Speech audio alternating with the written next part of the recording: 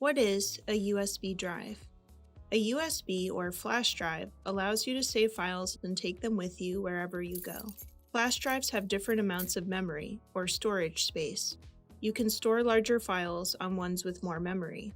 Photo and video files generally take up more space than written documents. It's important to know that flash drives look different. Some look like this, or this, but they all work in the same way.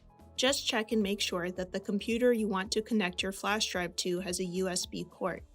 These ports are rectangular slots found on the sides of your computer. The key to connecting your flash drive is to fit the metal tip into the slot. Do this carefully, and if it doesn't fit, try flipping it over.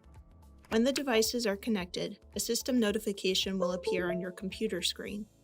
Click on the notification, and from here you can open the file saved on your USB drive.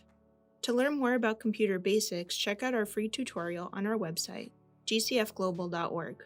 We hope to see you there. GCF Global, creating opportunities for a better life.